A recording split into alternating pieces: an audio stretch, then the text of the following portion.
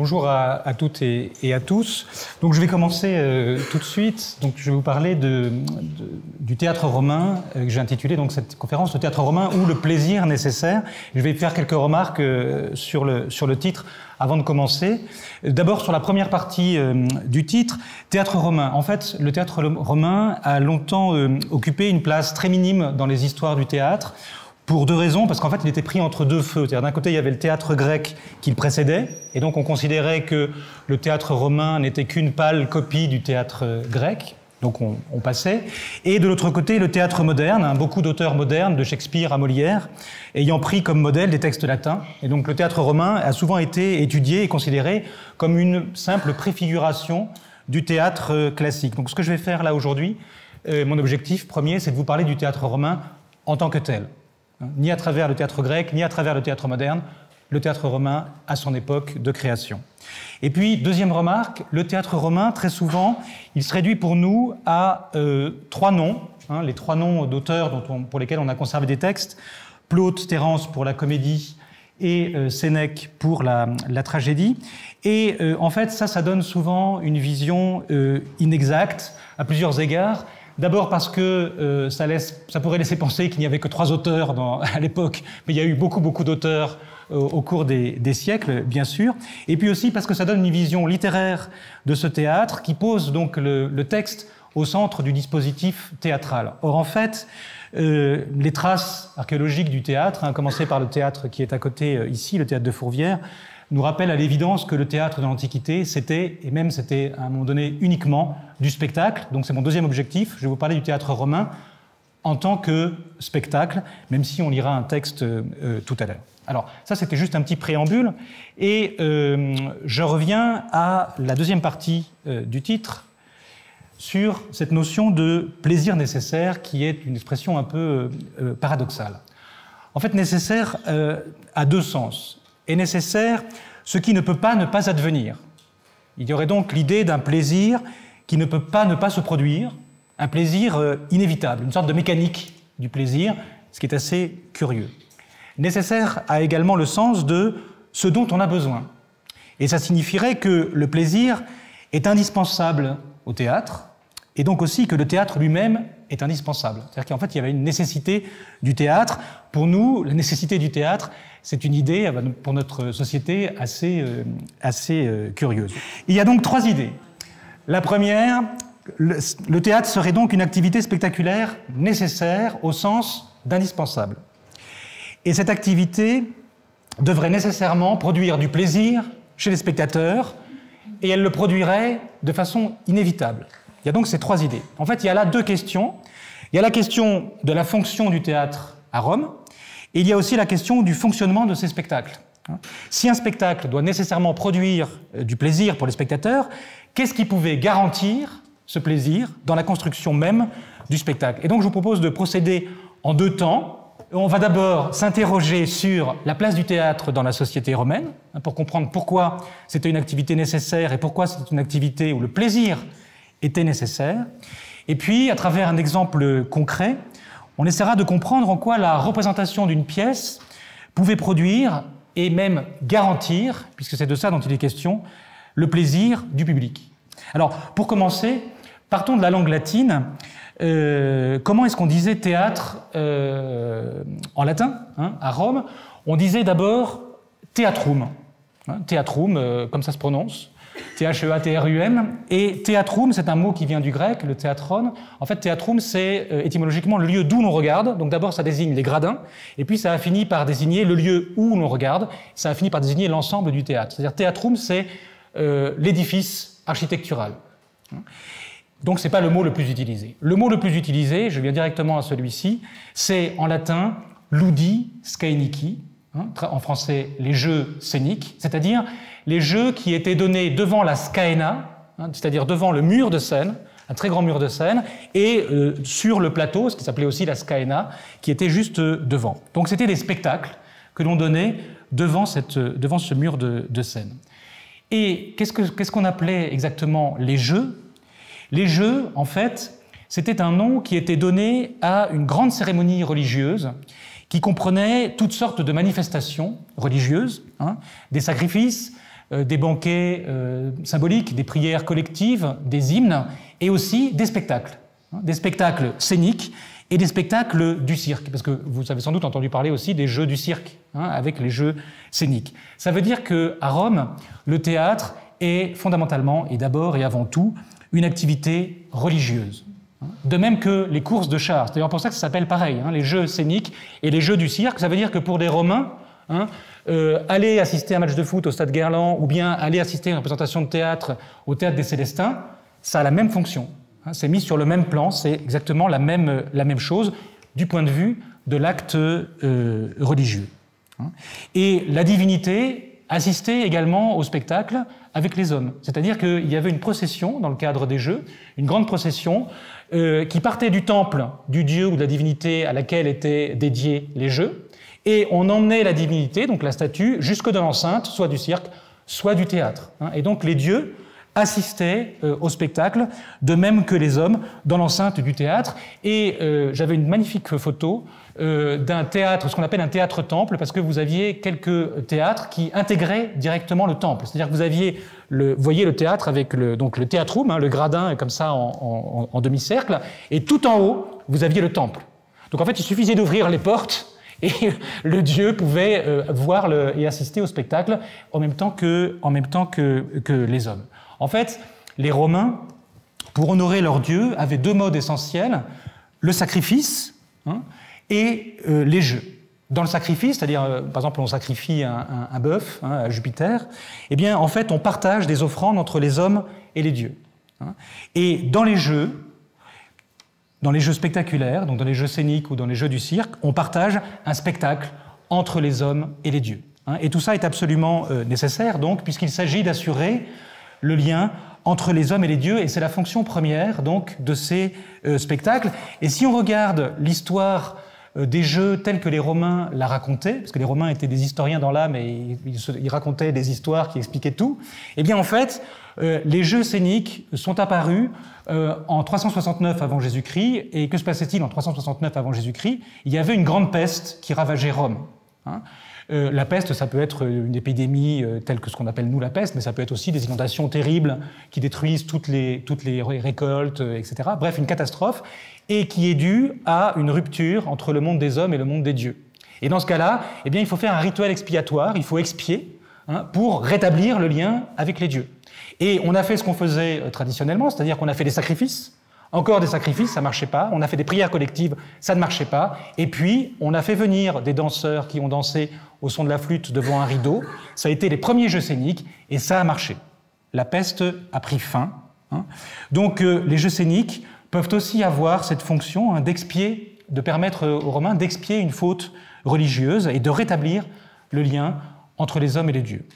Donc, vous voyez ici une partie donc, de mon titre devient plus clair, c'est-à-dire que le plaisir nécessaire, le théâtre est absolument nécessaire dans ce cadre, puisqu'il constitue une des façons qu'avaient les Romains d'assurer le lien entre les hommes et le Dieu. C'est-à-dire que la question du « est-ce que le théâtre est nécessaire, à quoi ça sert ?» une question qu'on se pose aujourd'hui. En fait, ces questions, elles ne se posaient absolument pas à Rome, et vous comprendrez au passage pourquoi les pères de l'Église, c'est-à-dire les premiers qui ont écrit et qui ont fait toute cette doctrine chrétienne, étaient farouchement opposés au théâtre. C'est-à-dire que les pères de l'Église ne pouvaient pas être favorables au théâtre, puisque le théâtre, c'est une façon de pratiquer la religion païenne. Donc forcément, il y avait un rejet du théâtre du côté de l'Église. Alors ça, c'est une première chose. Mais alors maintenant, venons-en au plaisir, parce que vous allez me dire, vu la dimension religieuse de ce théâtre, si assister au théâtre, c'est participer à une cérémonie religieuse, alors on pourrait se dire que le théâtre n'était peut-être pas l'endroit idéal pour s'amuser. Parce que pour nous, l'association entre le plaisir festif et la cérémonie religieuse n'est pas forcément évident. En fait, on associe, nous, la religion à l'idée de recueillement. C'est-à-dire qu'on pense la religion, aujourd'hui, comme quelque chose d'abord d'intime et de spirituel. Or, la religion romaine n'est pas une religion de l'intériorité. L'expression de la croyance à Rome ne passait pas par le recueillement, mais elle passait par l'observation stricte d'actes et de paroles rituelles bien précis. Par exemple, au début d'un spectacle scénique, on demandait le silence. On disait, on fait le silence. Et en fait, on demandait ça pour chaque acte religieux. C'est-à-dire, avant de faire un sacrifice, on faisait le silence. Pourquoi le silence? Parce que, en fait, c'est une condition nécessaire pour que les actes et les paroles puissent être bien reçus des dieux. Donc, il faut absolument que le silence soit fait. Et donc, on faisait ça aussi dans l'enceinte du théâtre. On prononçait des paroles particulières pour délimiter un espace-temps particulier, c'était rituel. Mais une fois que ce silence avait été établi de façon rituelle, eh bien à ce moment-là, dans ce silence, on pouvait faire du bruit, rire, applaudir, huer, chahuter, enfin tout ça ne posait plus aucun problème. C'est-à-dire que le silence, dans le théâtre romain, c'est un mode d'attention et de participation tout à fait particulier qui a été défini de façon rituelle. Alors, qui allait assister au jeu scénique? Parce que essayons d'être un peu concret.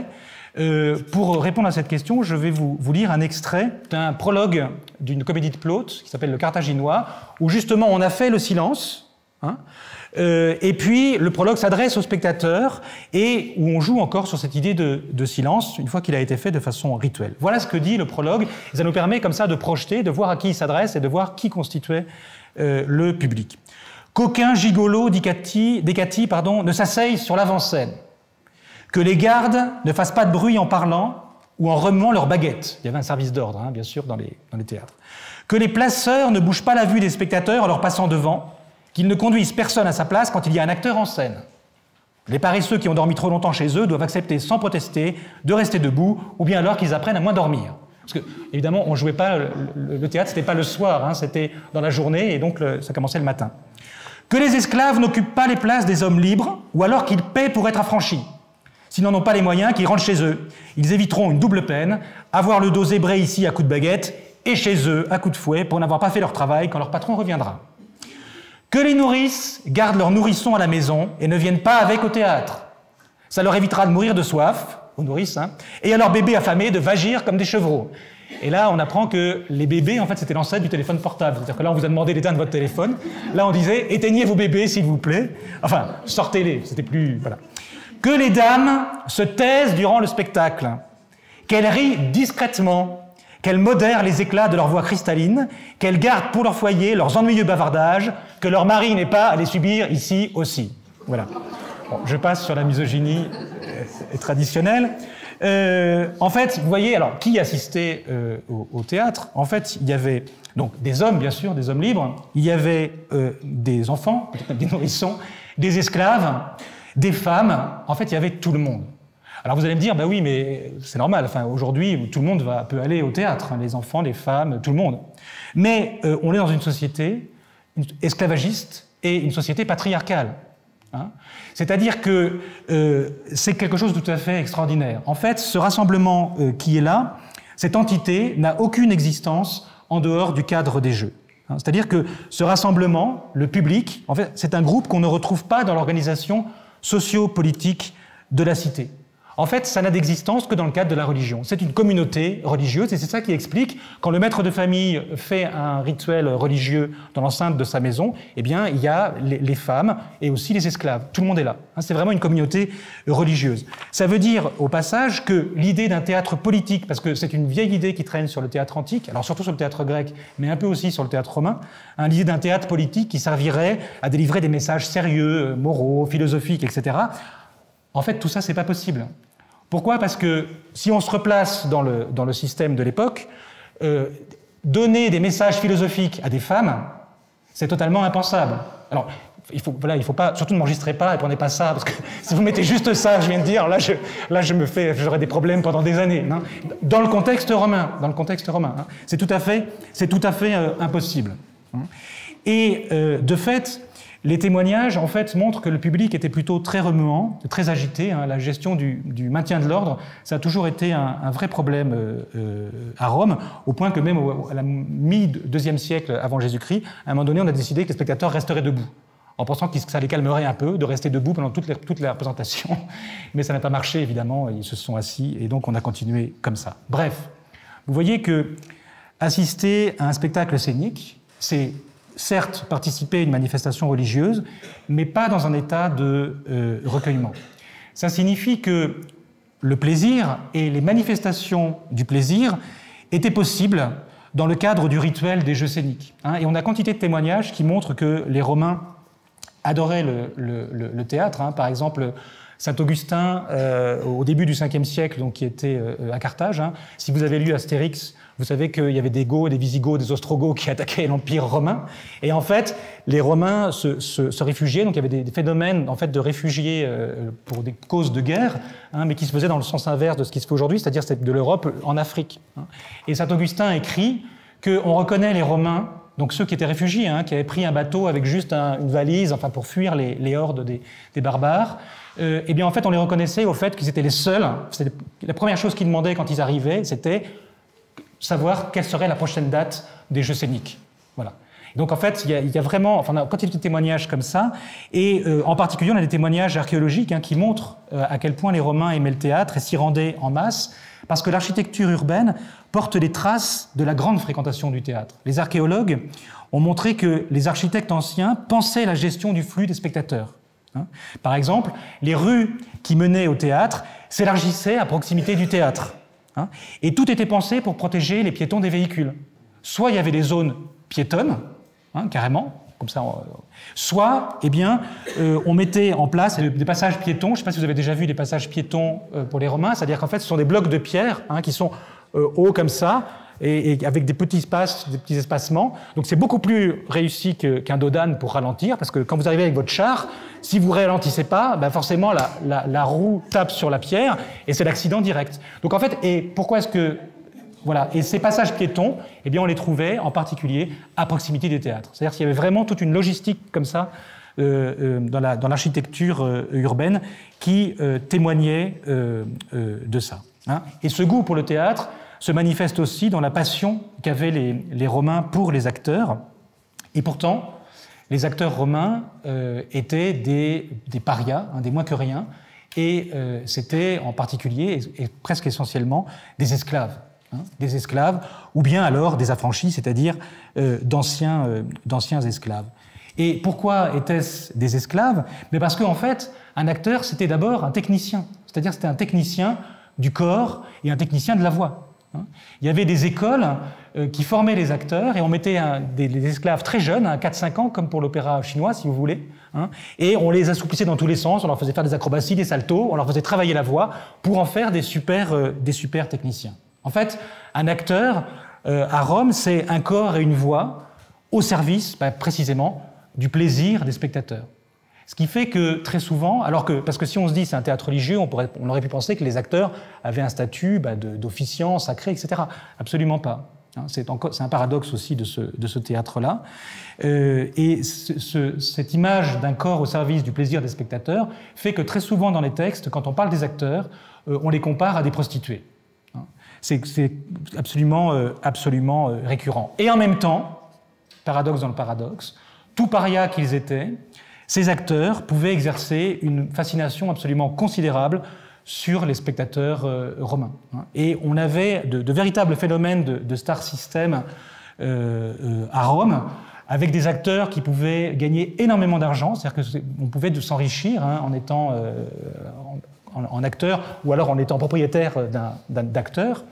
Et il y avait des discussions, un peu comme on a aujourd'hui dans le monde du foot, vous savez, où on se demande si c'est bien moral et si c'est bien de payer autant un footballeur, etc. Eh bien, en fait, c'est des genres de questions qu'on se posait aussi à l'époque pour les acteurs. C'est-à-dire que, est-ce qu'on peut payer décemment cette somme folle à un acteur? Et par exemple, sous Tibère, donc au 1er siècle de notre ère, le Sénat a voté une loi pour dire on plafonne les cachets, on ne payera pas plus que telle somme. Là-dessus, il y avait une représentation qui devait avoir lieu, c'est une représentation de pantomime, j'en dirai un mot tout à l'heure. Et en fait, l'acteur vedette a dit « Quoi? On me paye cette somme? Je ne joue pas. » Résultat, manifestation. Manifestation du public, libérer les cachets, etc.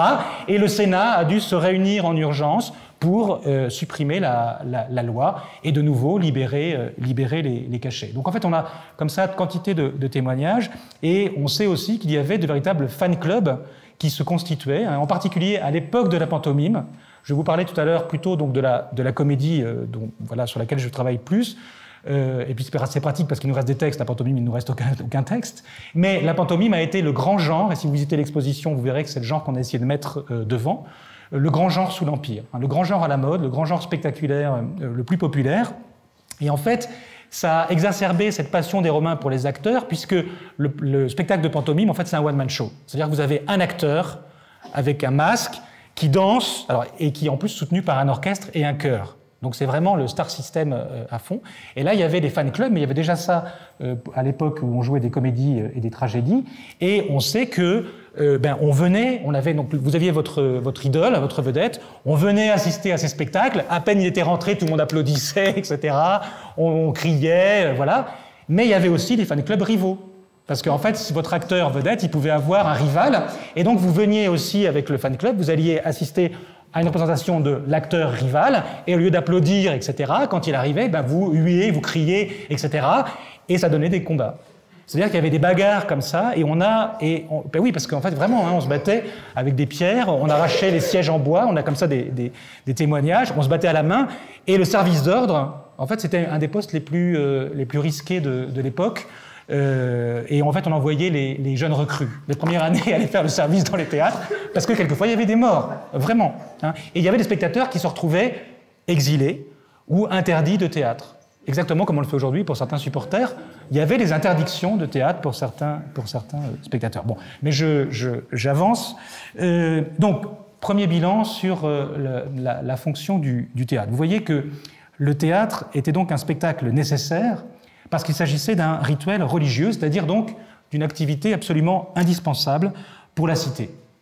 Et les témoignages le confirment, non seulement le plaisir était possible et autorisé, mais les Romains aimaient les jeux scéniques, prenaient plaisir au théâtre, avec un mode d'écoute et de participation qui n'était donc pas, vous l'avez compris, tout à fait celui du recueillement. Cette dimension rituelle du théâtre, vous le voyez, donne donc au plaisir une dimension très spécifique. En fait, elle en fait un enjeu absolument essentiel. C'est-à-dire qu'on en a absolument besoin pour que le rituel fonctionne. J'insiste, mais le plaisir est une nécessité rituelle. Si le spectacle ne plaît pas aux hommes, il ne plaît pas aux dieux. Donc ça pose problème. Et cette dimension rituelle a une autre implication sur le spectacle. On peut y voir en effet l'explication du fait que le théâtre romain était un théâtre codifié. Un rituel doit être accompli selon la tradition, c'est-à-dire en reproduisant des paroles, des gestes attendus, en suivant des rites qui étaient strictement codifiés. Ça vaut pour les sacrifices, mais ça vaut aussi, d'une certaine façon, pour le théâtre. De même que les actes religieux doivent suivre des règles strictes, les spectacles qui étaient offerts aux dieux devaient suivre aussi un code précis.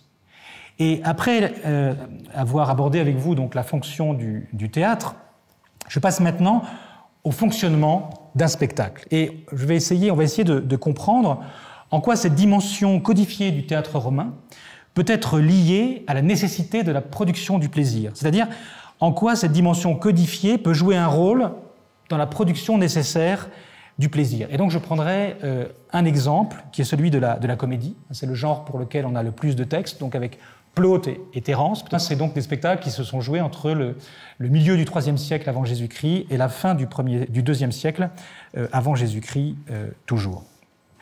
Et la comédie romaine, ce qu'on appelle nous la comédie romaine, on appelait ça la comédie en manteau grec, la palliata, c'est-à-dire la commedia palliata, la commedia en pallium. Le pallium était un manteau grec. Alors, c'était bien un spectacle codifié. En fait, le nom, pourquoi le manteau? Pourquoi est-ce qu'on désigne cette comédie par le manteau?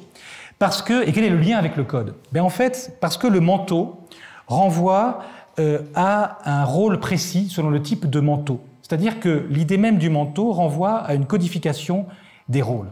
En fait, une comédie romaine, donc une comédie en manteau grec, c'est un stock de rôles codifiés qu'on retrouve toujours. C'est-à-dire que vous aviez le vieux, le jeune homme, l'esclave, le parasite, le soldat, un peu comme dans la Commedia dell'arte, si vous voulez. On avait Arlequin, Pantalone, etc.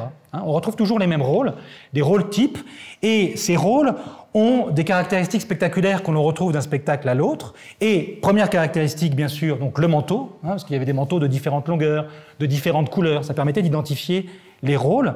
Différents masques, c'était un théâtre masqué, masque avec perruque, différents accessoires, et puis aussi des gestuels spécifiques selon les rôles. Par exemple, on sait que les vieux marchaient les genoux cagneux, Voilà. Ce qui n'était pas le cas, par exemple, des esclaves, hein, qui, eux, avaient tendance à avoir une gestuelle très, très rapide et très dynamique. Et ces rôles avaient aussi des caractéristiques narratives. Par exemple, un jeune homme est toujours amoureux fou d'une fille, mais il n'a pas d'argent, et il est malheureux. Et son père, donc le vieux, s'oppose toujours à son fils, etc., etc. Ce qui fait que, quand vous alliez au spectacle, vous retrouviez toujours le même genre de spectacle, et toujours le même genre d'histoire. Hein. L'histoire type, c'est un jeune homme amoureux donc, dont les amours sont contrariés, son père s'y oppose, il a un rival, très souvent c'est un soldat, et il doit s'en remettre à un esclave rusé qui trouvera les moyens de renverser la situation en faveur du jeune homme. Donc vous voyez, en fait c'est le scénario des comédies de Molière hein, et de toutes les comédies classiques, à ceci près que dans la comédie romaine, c'était un peu moins moral, la fille, enfin moral pour nous, par rapport au XVIIe, la fille est une prostituée. Et que la ruse de l'esclave, eh bien en fait, le but c'est de chercher de l'argent pour que le jeune homme puisse s'acheter la fille de ses rêves pendant un an. C'était ça l'idéal. Donc ça, c'est toujours le même genre d'histoire. Et quand je dis toujours le même spectacle, ça ne veut pas dire seulement toujours les mêmes costumes et les mêmes masques. Hein. En fait, c'est tout ce qu'on appellerait, nous, aujourd'hui, la mise en scène, était codifié. C'est-à-dire la façon d'entrer dans l'espace, la façon d'occuper l'espace, la façon dont la musique intervenait, parce que c'était une comédie musicale. Hein. Il y avait des parties avec musique, chant et danse, et puis des parties sans, enfin, juste... parler. Tout ça, en fait, est connu, hein, est codifié, et donc un spectateur connaît tout ça à l'avance. Donc la comédie en manteau grec, la Palliata, c'est un spectacle codifié qui suppose donc une attente très précise du public romain. Mais alors, donc, d'où la question, en fait, mais quel lien peut-il y avoir entre ce spectacle codifié et la production nécessaire au sens inévitable, hein, d'inévitable, du plaisir. Et c'est la question que je vais essayer d'aborder avec vous maintenant. Alors, d'abord, on pourrait se dire qu'on comprend bien pourquoi un spectacle codifié peut être une très bonne solution dans un système comme celui des Romains. Parce que si le public aime les comédies en manteau grec, en fait, si on lui donne à voir des comédies qui se ressemblent toutes, il n'y a pas de prise de risque. On est sûr qu'il sera content et ça ira très bien. Et le spectateur pouvait prendre plaisir à retrouver ce qu'il connaissait. Alors on pourrait se dire, peut-être c'est ce que vous dites d'ailleurs, puis c'était vraiment fou ces Romains, en bon lecteur d'Astérix, mais en fait, non, parce que c'est là où je fais appel à vos connaissances plus contemporaines. Si on pense à un spectacle cinématographique comme celui de James Bond, en fait, c'est le même principe. C'est-à-dire que quand vous allez voir un James Bond, là aussi, vous connaissez tout, à condition d'en avoir déjà vu au moins, voire deux. C'est-à-dire que vous savez déjà qu'il y aura un héros, vous savez déjà quel costume il aura, qu'il aura un costume 3 pièces qui sera très élégant, vous savez qu'il aura du charme auprès des femmes, que sans doute il va même rencontrer deux de très près pendant le film, dont une méchante et une gentille, il y en a sans doute une qui va mourir, vous savez qu'il aura une mission spéciale, qui sera de sauver le monde, enfin bref, vous savez tout, et qu'à la fin il gagnera, enfin en fait on sait tout. Donc c'est le même principe.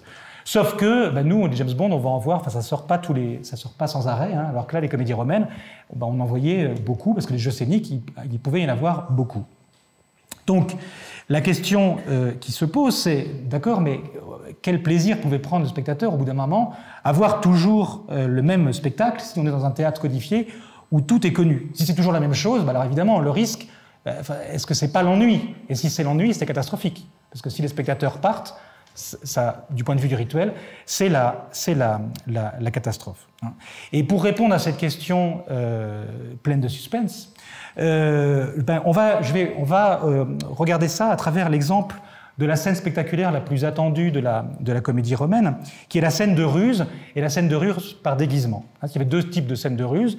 La scène de ruse par le mensonge, on invente une fausse situation juste par la parole, et puis il y avait la scène de ruse par le déguisement. Ça implique le mensonge, mais c'est plus spectaculaire puisqu'il y a un costume à revêtir et à faire jouer. Et c'était le grand moment du spectacle. Donc en fait, si la scène de ruse, c'était bien le grand moment, la question, c'est donc qu'attendaient les spectateurs?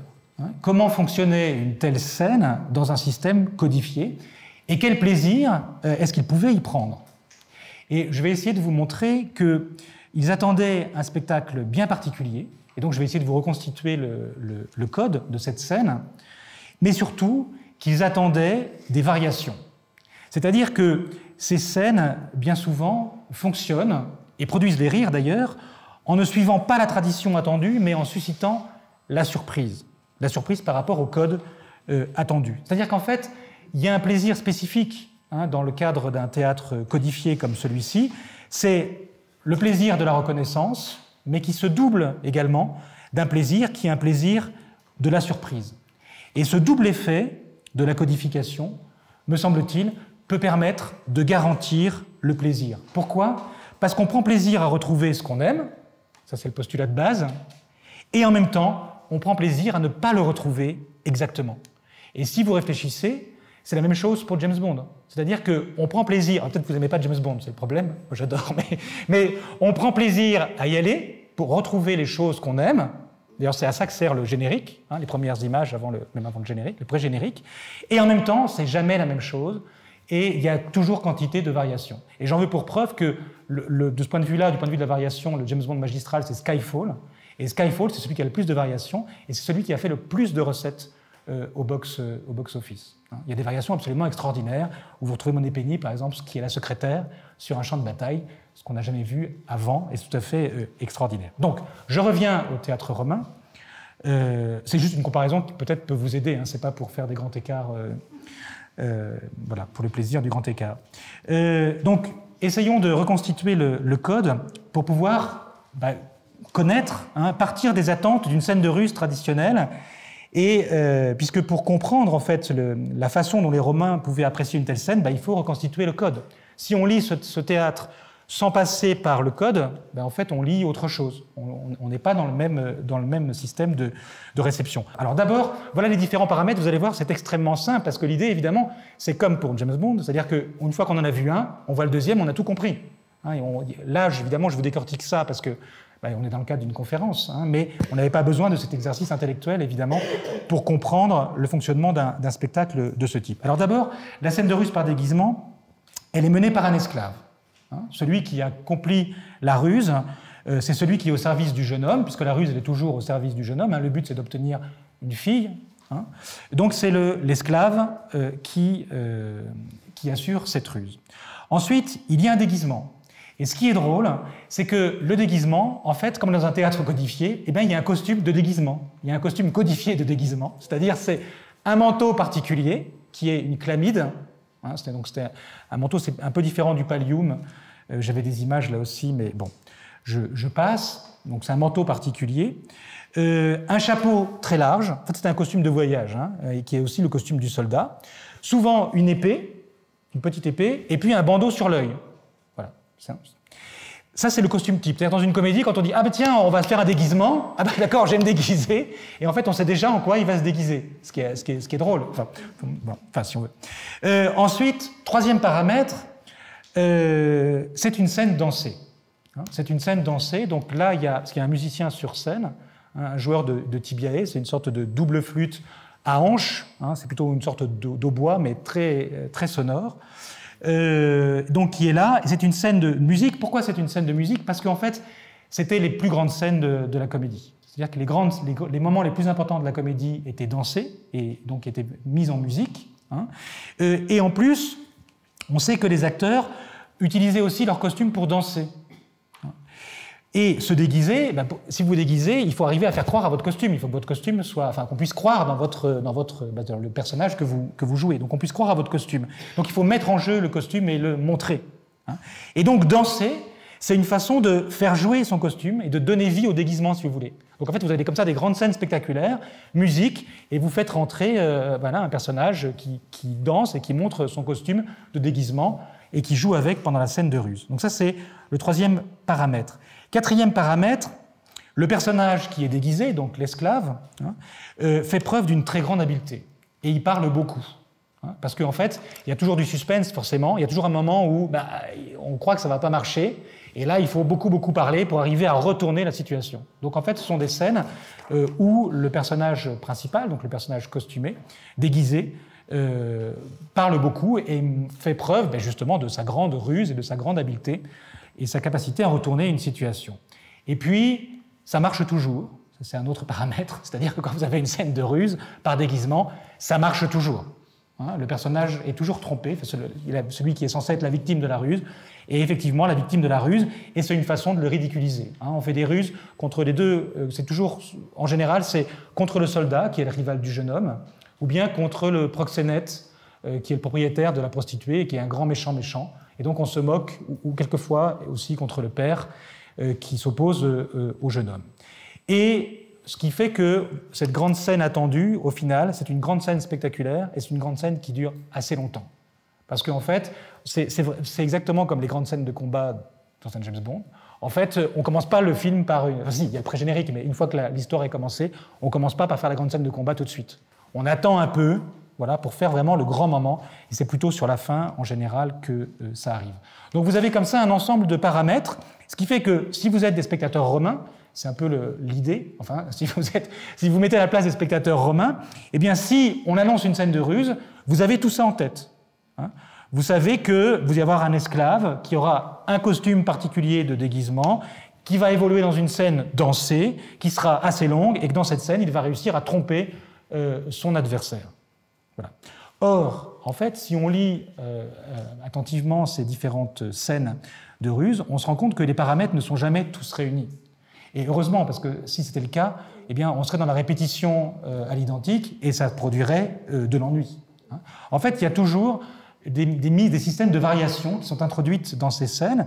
On a des variations qu'on pourrait appeler structurelles, c'est-à-dire qu'on va développer plus ou moins tel ou tel paramètre. Par exemple, on va allonger le moment de la présentation du costume et on va poser plein de questions sur le costume. Ah, pourquoi tu portes ce chapeau? Ah, pourquoi tu portes ce bandeau? Enfin, voilà, ce genre de choses. Ou bien, on peut avoir aussi des variations plus profondes, où on ne se contente pas de développer ou de réduire tel ou tel paramètre, mais on va les modifier totalement. Et dans ce cas, on peut avoir des variations extrêmement radicales et créer des surprises absolument extraordinaires.